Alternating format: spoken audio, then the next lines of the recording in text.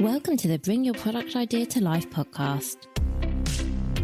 This is the podcast for you if you're getting started selling products or if you'd like to create your own product to sell. I'm Vicky Weinberg, a product creation coach and Amazon expert. Every week, I share friendly, practical advice as well as inspirational stories from small businesses. Let's get started. Hello and welcome to Bring Your Product Idea to Life. Today I'm speaking to Suzanne Moore from Nom Nom Kids. Suzanne is a mum of two who wanted to find a way to fill her own pouches so she didn't have to throw away so many packets. She started developing her products when her youngest was 6 months old and she now has two teenagers. Her business has grown from something she could do during nap time to her full-time job over that time, and she now has a range of products that cover weaning babies through to adults. This was a really great conversation. Suzanne started her business 12 years ago and she has so much to share with us about how she launched her business, how she's grown, and what she would do differently were she to be launching a product now.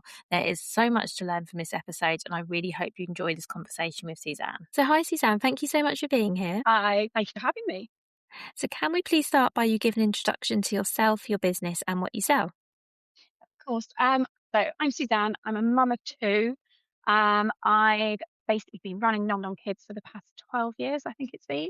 But before that, I worked in fashion, not in the kind of fashiony bits, but the kind of more technical stuff and just organising and keeping everybody on track. I also worked in product development for makeup and kind of gift sets and things.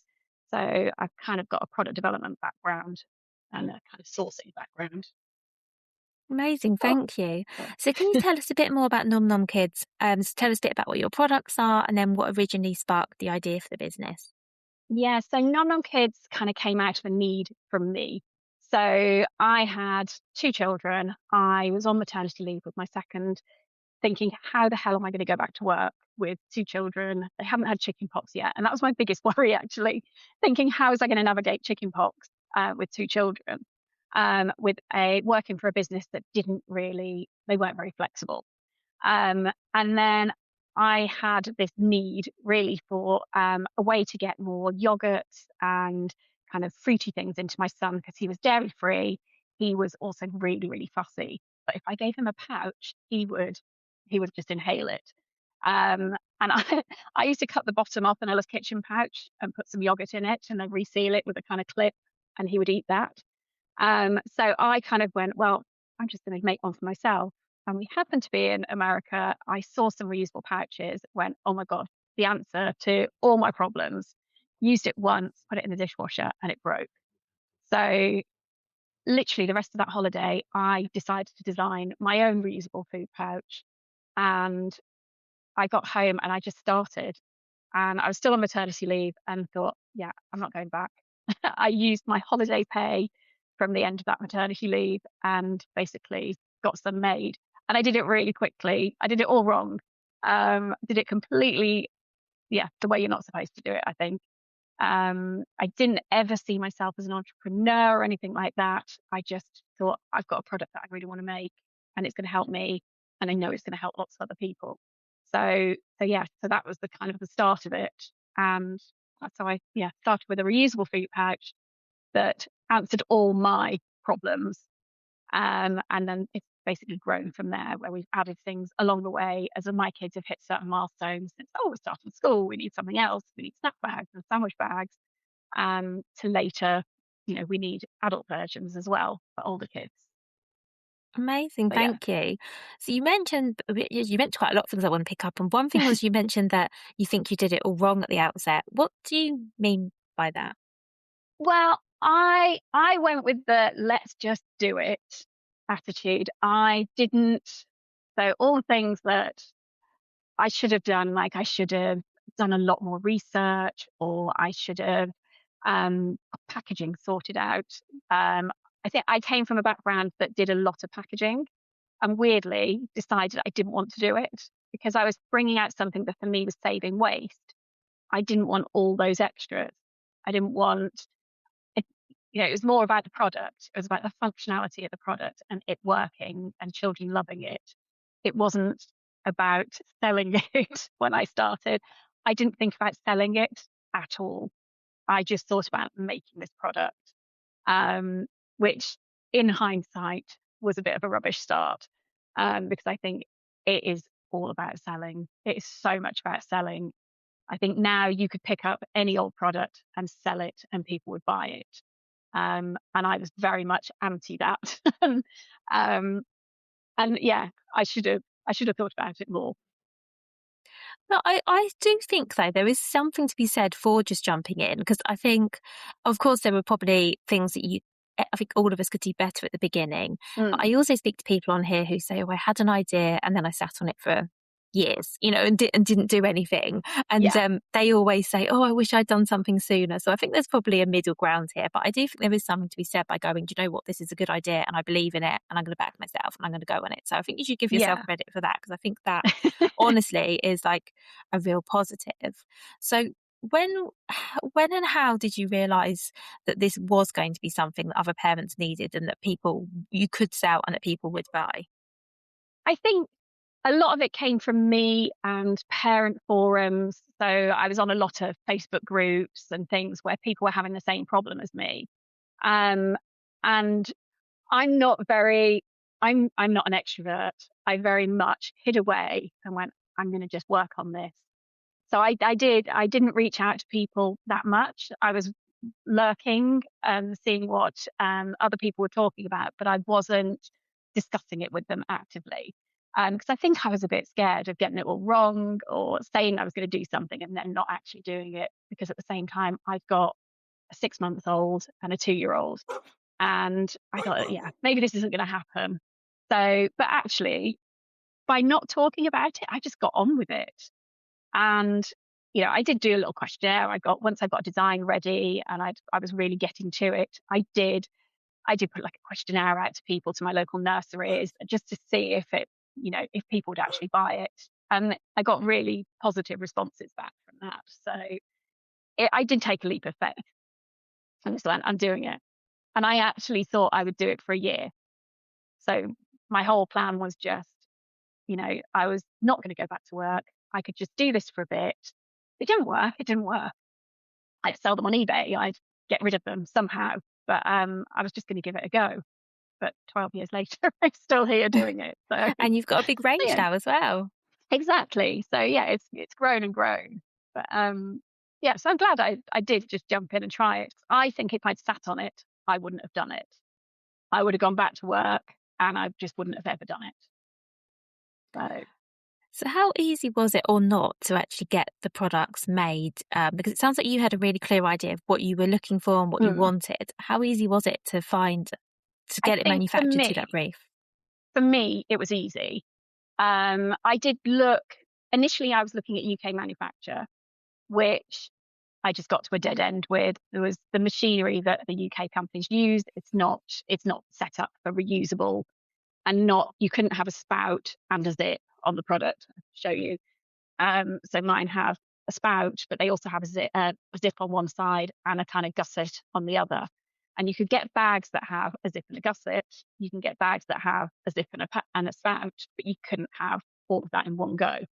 So I found it quite easy to go to. I didn't go to China, but to look for China factories because that's what I did in my day job. And although I didn't use those specific type of factories, I found it quite easy to see who was rubbish, who had potential.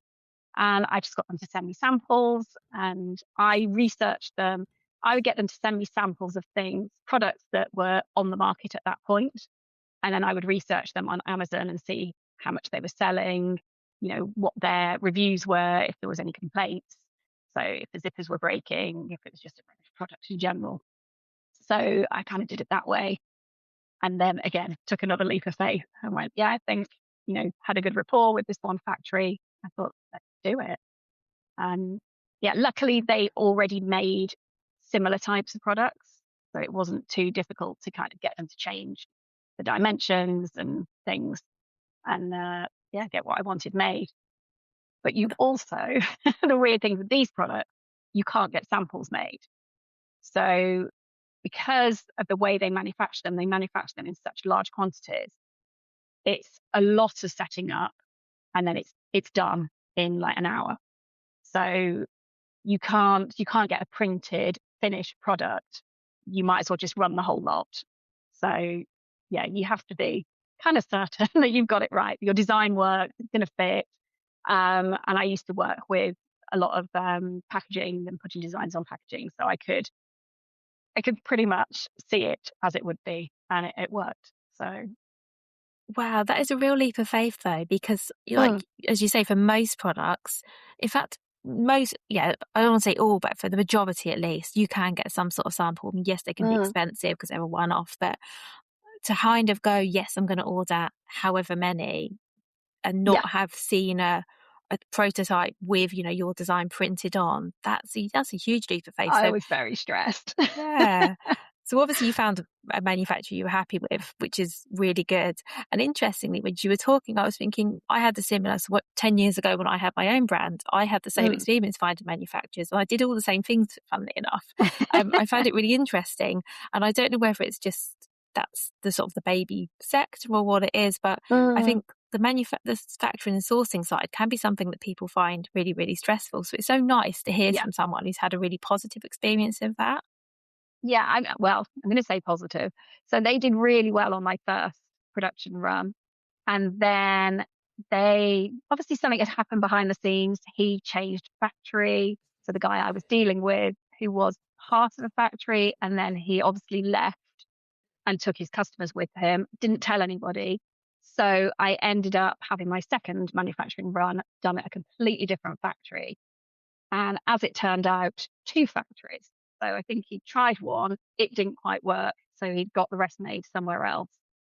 He'd obviously had a nightmare. In the background, he was obviously having a nightmare trying to sort my production run out, but I didn't know any of it.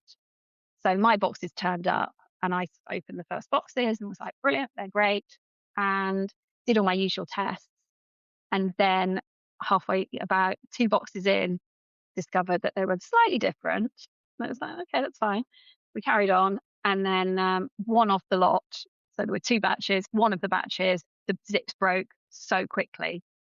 And I was on quite a run then with Amazon and with the website. And it was so they were selling out quite quickly. And I was realizing as I was using them myself, because I made sure I always used them at the same time, that mine were breaking quickly. And it was just like, oh God. And then the complaints started coming. And we call that summer Pouchgate, where I literally had to contact every single customer and, apologize, replace them. Yeah, it was a nightmare. Oh, that is a nightmare, but you got through it, which is the Yeah. positive thing, yeah. Yeah. Although I think it put me off doing any wholesale.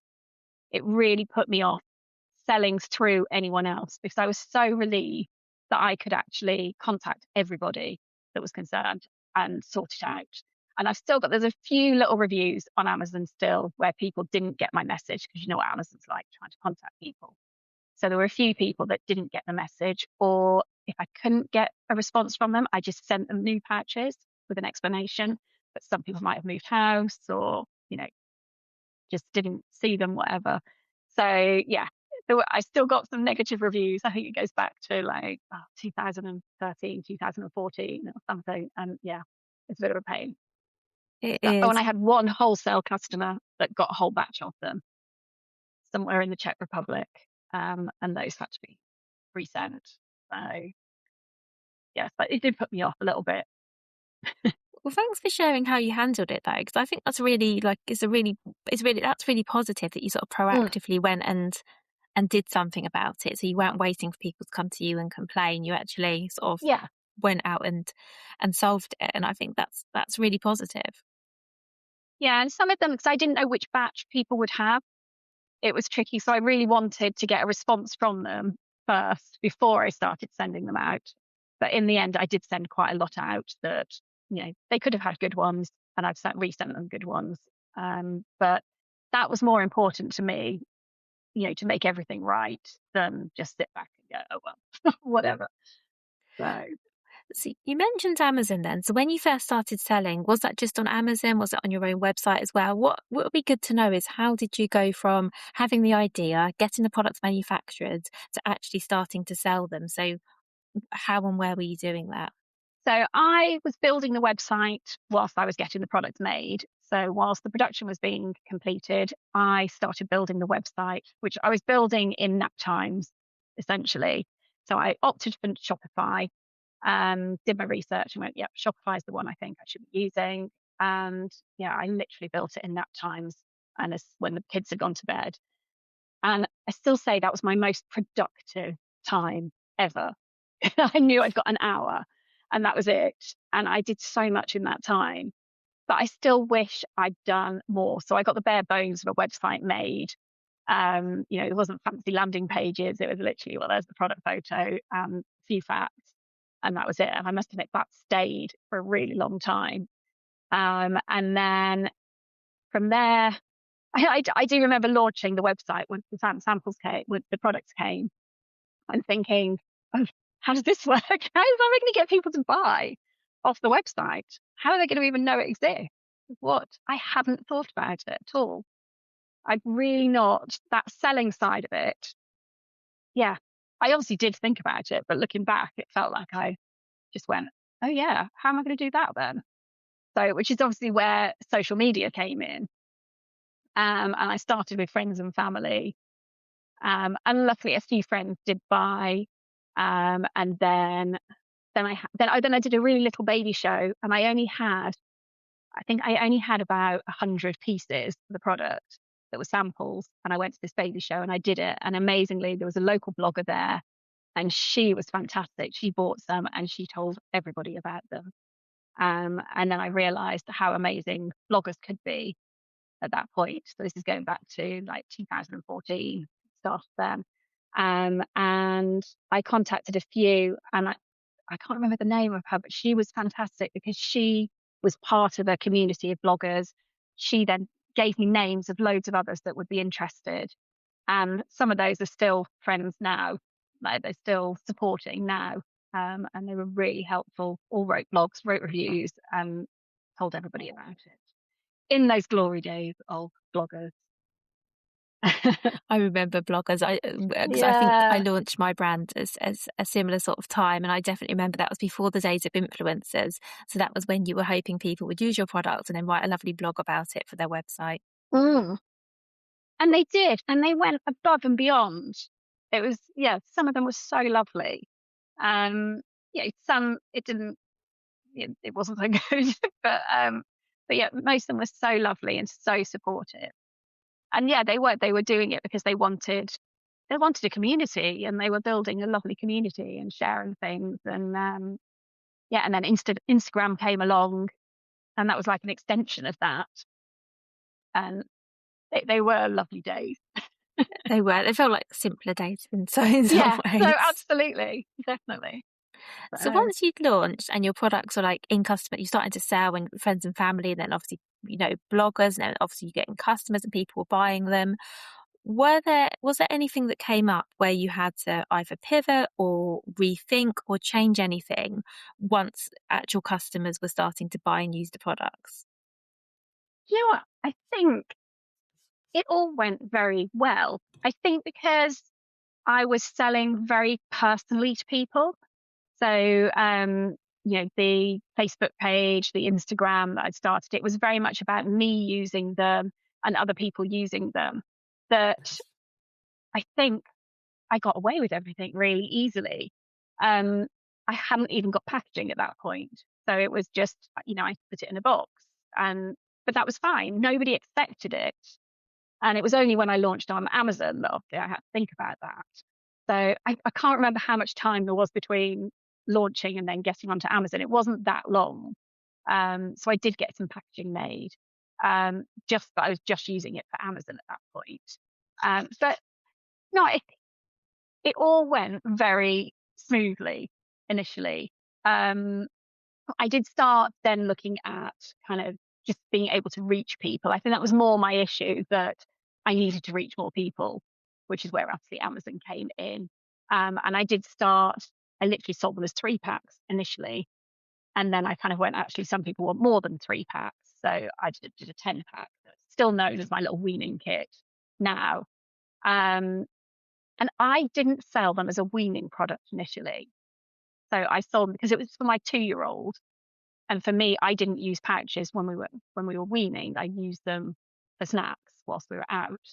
So then I realized people were using them for weaning, and that was actually a better way to reach people. That if I used the word weaning, people would see them because they weren't searching, that in between stage of, well, it's not weaning, it's just on the go food. There wasn't really a name for it, or snacks weren't quite as big then as they are now. So yeah, it's hard to remember that far back, I'll be honest. Oh, but that's really interesting, though, that how you had sort of thought about people using them wasn't quite how they were using them. Mm. And I could think that can happen. So I'm assuming that your customers were buying them for much young. They're probably buying them for 2-year-olds as well, but also for much younger babies. Yes, so I think a lot were buying them more from 6 months because that's what they knew, patches through the supermarket, they were approaching weaning, and then, they could make their own. And that was great, but it wasn't, well, yeah, it really wasn't in my mind initially. So it really was about, I think because I made all my own homemade foods, but I don't know why I didn't think about putting it in a pouch initially. But I guess it was 'cause it's for my son. So I never did as well. I used to make all my own baby food, but I never once thought of, I used to put it in little plastic pots. I never once thought about, oh, it'd be easier for them to have a pouch rather than a pot and a spoon. It never, mm. never crossed my mind. Well, I used to buy some baby food, but it was always the glass pots.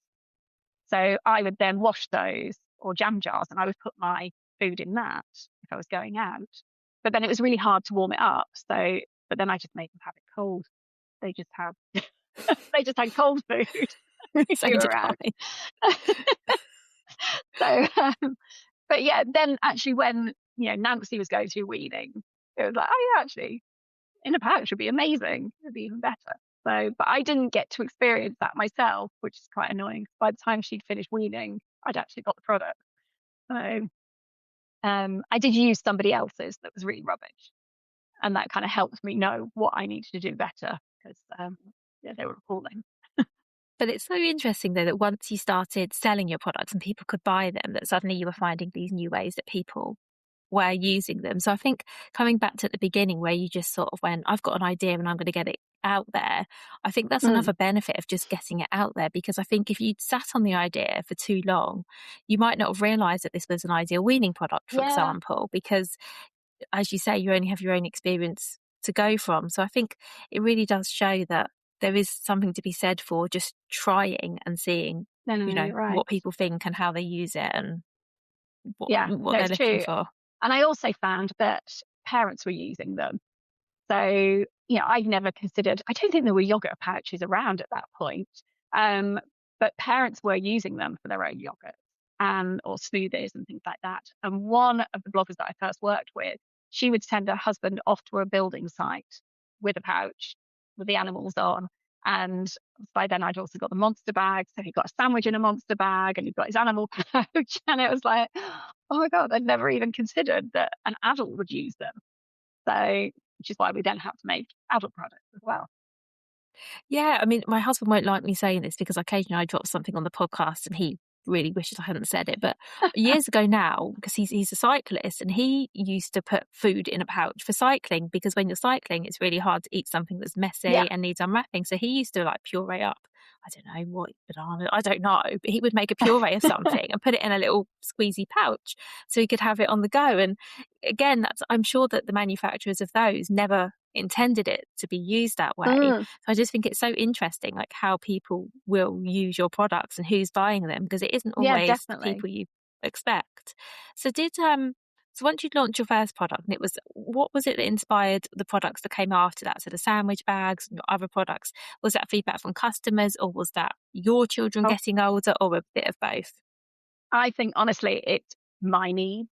It's a very expensive way of getting the products that you want, but yeah, it generally came from my need. So what did we have? We had the animal pouch to start off with, and then I did a slightly bigger monster pouch, and I got this amazing designer to draw these monsters. So we had the two size pouches, and then I was walking home from school the one day, and again my son had not eaten his carrot sticks. It's like they went dry in the tiny little pots, the little IKEA set that everybody has. was a nice little pot that his carrots fitted in perfectly. But by the time you went to eat them, they would go dry. And our school refused, you couldn't take cling film, you couldn't take disposable bags, which was amazing. But it did leave me with the predicament of, well, what am I putting this in? And I was like, well, I could just put it in a pouch. But that's a bit weird because it's got a spout on the end. But I did do it one day and he ate the carrot sticks. So it was like, excellent. Then I need to make some bags that this could work in.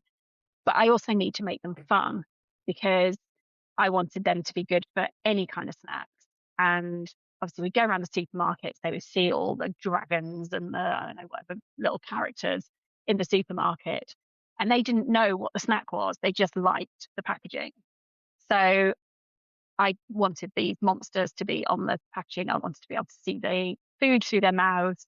And I literally, in a school run, literally walking home with my son, we'd made the decision this was happening.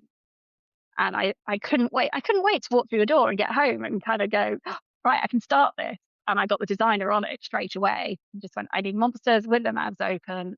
They're going to be snack bags. And yeah, he gave me a load of monsters to choose from. And I I think they were made within like 2 months. I'd got them made and ready to ship. So, but yeah, I think that's when it works best for me. And I just go, yes, I'm doing it. Let's get on it. Well, that's amazing. But I also think that it is something that you'll know that as a mum, you won't be the only one having the same issues. You know, it's so Exactly. relatable, isn't it? I think there are things that obviously niche problems or issues that maybe just a few of us have. But I think as parents, a lot of the challenges we have as parents, we're never going to be the only ones. There's always going No, to be other people. exactly. Exactly. So, yeah, and when I got that production run done, I gave all of his school friends, I sent into school a little bag for everybody to use. And they were all Oh, there the next day with their carrot sticks or whatever in there. So, oh, and that's lots of really parents were nice. like, oh, Stanley has carrot sticks in his, so can I have carrot sticks? It was really cute. So, Oh, that is really nice. So obviously we were going into, I guess, a category that could be quite crowded. So weaning and then the snack pouches. There are obviously categories where there would have been other products, not the same as yours, but there would have been other products, whether it's like little IKEA pots or whatever it was. There were yeah. things out there already existed.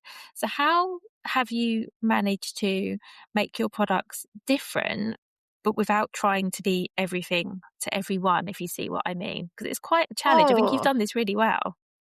oh, thank you. I don't know. I probably don't feel like I have done it that well. I think all along it's been about not about me, but about it being more personal. About it, it's always been me sharing what I've been putting in those pots. Used to do a daily school run snack post, whether it was a post or a stories when those started, um, which I don't get to do anymore. Now my kids are teenagers and they'd kill me if I turned up at the school gate. But but I love that every day I would pick them up from school with a snack and there'd be a photo of me doing that. I think people were, they could see how they were being used and therefore, and they could see it was a mum making them and it wasn't just some Chinese factory churning stuff out. So I think that was my USP, that they knew the person making them. And I think I was probably the only person on social media really doing this kind of stuff in the UK. I don't think there were many other brands doing it. So there was Tum Tum, who are my sort of business friends anyway now. And I really looked up to them and what they were doing. So, but then I did create products that kind of I used their products as my little snack pots and things. And then obviously I created my bag, but we're still friends. So it's okay. Well, that's really good. And I think you're right that actually on social media, even now, like you're on there a lot. Like if I look at your Instagram, your face is there. You can see you as a person. So I think there is something to be said for that Yeah. actually, because I think even if your products aren't, and your products are unique, but as I said, even in every category, there's usually something that's quite similar. And I do Yeah. think there's something to be said for actually showing your face and showing like who you are, because not Yeah. everything we sell can be completely unique. Like there are loads of people who make candles, for example. Um, Yes. but my favourite candle brand is this lady who's always on Instagram stories, like every single day, and she's talking about, she's showing her workshop and she's talking about the different scents that she's trying. And I feel like you can really get involved in the person Definitely. as opposed to the product, because there are plenty of people you could buy candles from, sticking with that example. But I think it becomes a bit more personal when you're like, oh, I can actually see who you are, and I can see your thought process, and I can see how Yeah, you're exactly. doing this. And I think that's a really, you're a really good example of someone who's kind Mm, of always been there talking about your yeah. products. And I'm always keen to kind of say, I want my customers to love my products. And if they don't, like they can just come to me.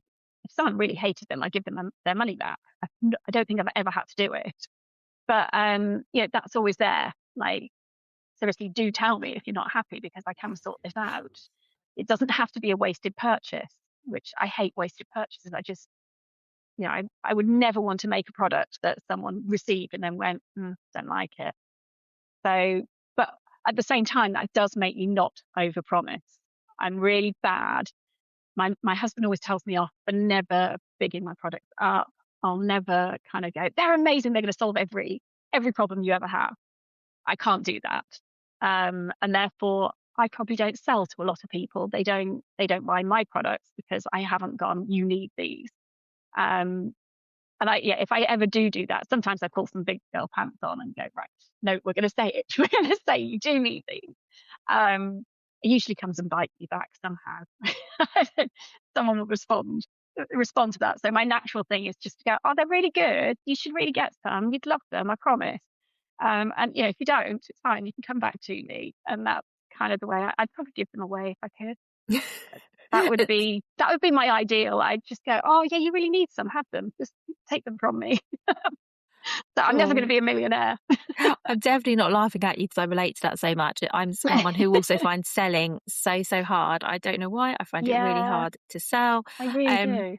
Although I would say like your product doesn't need to be everything to everyone. So, and this, No, this is advice for everybody. Because also I think if someone didn't like your product, it doesn't actually mean it's about the product. Sometimes it is about the person. Do you know what I mean? Like there yeah, are people, let's be honest, who are never going to like whatever you sell or whatever you offer or whatever you yeah. say or whatever you wear. You Especially a know what I reusable mean? product. Yeah, especially something that actually takes more effort than taking it off the shelf and giving it to your child. You've got to figure out what to put in it. You've got to wash it up afterwards. So, that was the most important thing to me when developing it. Does it wash up well? Can you fill it really easily? Because I know I'm not going to reuse them if they don't. I'm going to be throwing it away when I kind of go, oh God, I found this in my bag from a week ago and I've got to wash that up. If I do find one, I know it's really easy to wash up, and I want everyone else to think that as well. So, um, there's people that do not want to wash them up. They're not going there, and that's fine. Then they're never going to be my customers. So, and I don't want them to be my customers either. So, I want people that are actually willing to, they either want to save a bit of money or they really do want to save a bit of waste, but they might not be full on eco activists. They're just looking for that happy medium of this works, I can do this. And yeah, I am saving waste as well. That makes sense. And yeah, your products are never, or anybody's products are never going to be for everyone, are they? No, absolutely not. So, otherwise, there wouldn't be all these different businesses. So, Yeah. So as you said, you've been in business for 12 years now and your business mm, has grown during that time. I'm interested to know what part of sort of growing and scaling your business has felt the hardest, and perhaps what have you learned from that? selling again, just being able to sell to a larger volume of people at once. Um, So I kept everything really, really small until around lockdown time. I remember my New Year's resolution for the lockdown year was, right, I'm doing it. I'm going for it. We're going to grow this business. And yeah, 2 months later, like, yeah, I'm not, am I?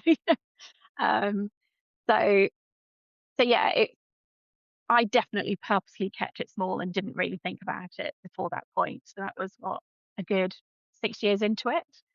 And then it was only since all the lockdown stuff kind of was out of the way that I really started to grow it, using advertising more, um, which comes with its own joys. Um, and but yeah, I've always found it hard to sell to a bigger audience. I'm still working on that. I'm still learning from that. So, but yeah, things just oh having decent landing pages rather than just a product page. I'm still working on that. You know, all the content that you need in Amazon, all the extras that have come along over the last couple of years, the A plus content, making everything look like a website essentially within Amazon, I'm still working on. So I've got a long way to go. So does everyone though. There's always something to Mm, work on. I think how we were saying before we start recording, weren't we? However well you're doing, there's still always something else that you yeah, could be doing. It's just prioritizing, isn't it? 'Cause we've only got so yeah, much time. absolutely. Yeah, and I've always wanted to keep it really as me. I'm not, I don't aspire to have a massive team or managing people. That's not kind of my thing. I have a lady that helps me packing because we still pack everything in house. So, and she loves just sitting there and packing and chatting. Um, so I don't have to manage her too much. Um, yeah. So whilst I have that choice to keep it to myself, it's like, oh my God, you have to do all these so many different things, wear so many different hats. So yeah, I'm doing the best I can. And which one do you enjoy the most of all the hats you wear? Oh, oh. I don't enjoy the accountancy. Definitely not. I can probably say which ones I don't enjoy easier. Um, we were talking earlier. I quite enjoy Amazon. I quite enjoy kind of going, what can I do to make this better? How can I improve my listing? I quite enjoy that. I enjoy the social media. Although in my natural habitat is not to be in front of the camera. I don't love being in front of the camera. And I quite often think, well, I have nothing to say. What can I say? I love putting the social media out. I think what else I love about it. And product development, I do really love, which I'm on a product development halt at the moment, whilst I improve everything else and just, because I think you can get to the point of having too many products. And then I had the issue last year where I had to order everything at once and they're big orders. So I'm on like a no spend January, no spend 2026 for the business, I think.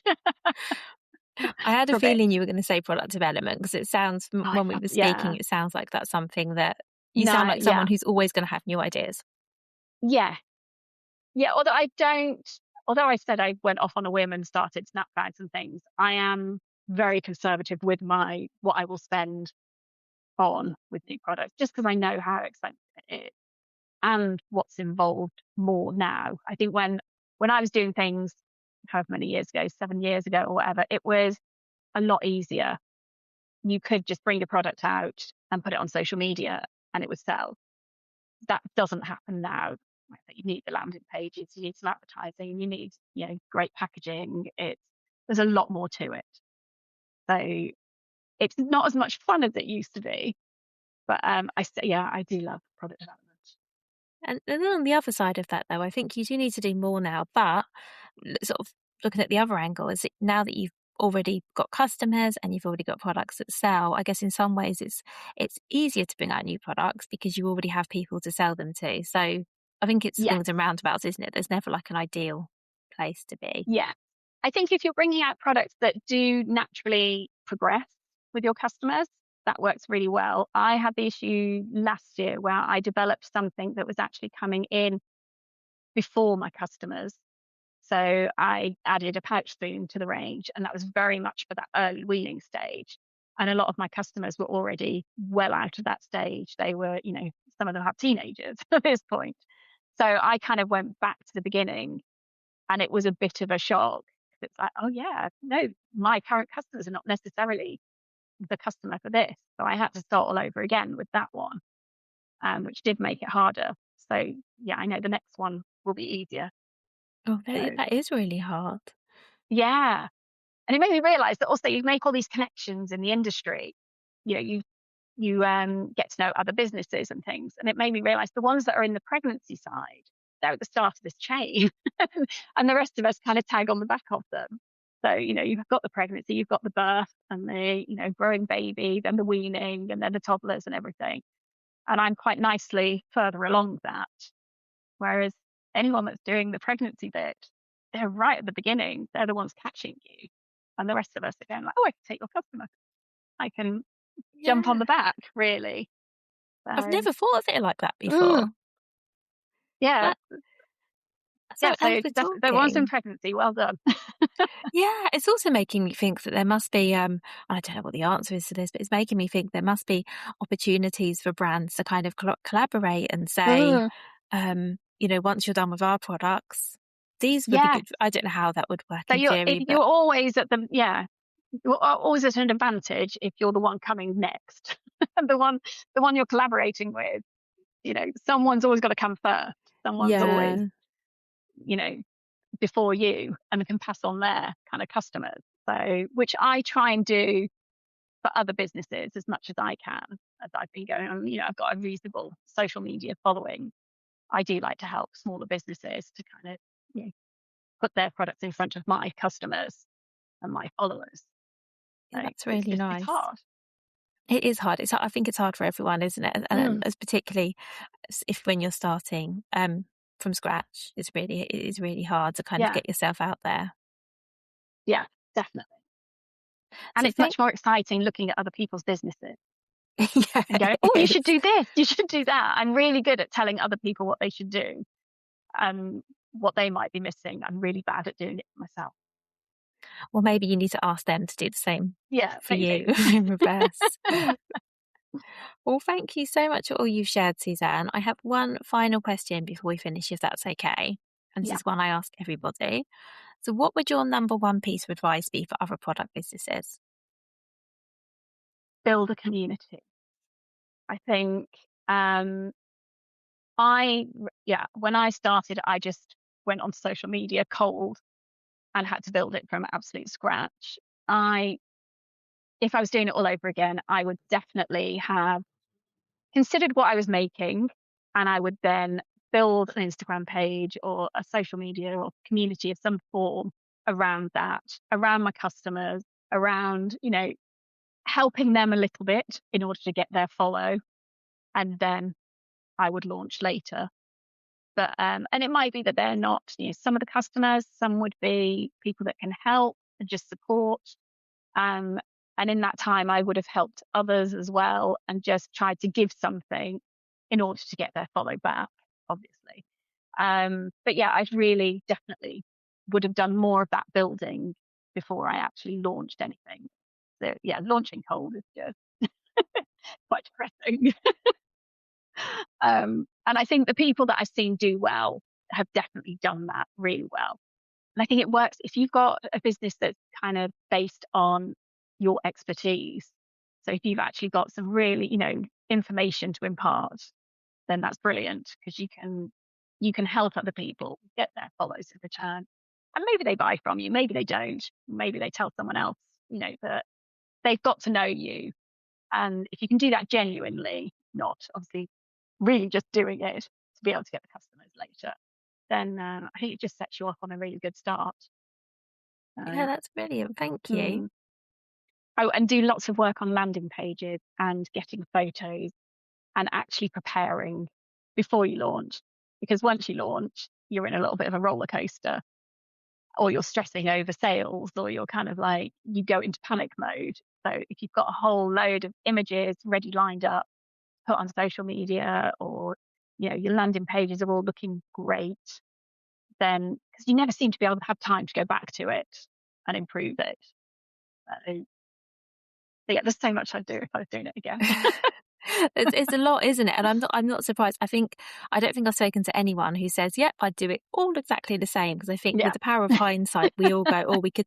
But I think that's also a kind of reflection of the fact that things move on as well. So it's also we've got more opportunities now, don't we, than perhaps we did, yeah, 10, 12 years ago. So you could do things very differently now. yeah. Oh yeah, there's so much you could do now. So much. Oh, it's exciting. Well, thank you so much, Suzanne, for everything you've shared. So I'm going to link in the show note to your website, to your social media, and everywhere else people can find Thank and you. follow you. And thank you again so much. Thank you for having me. It's been lovely.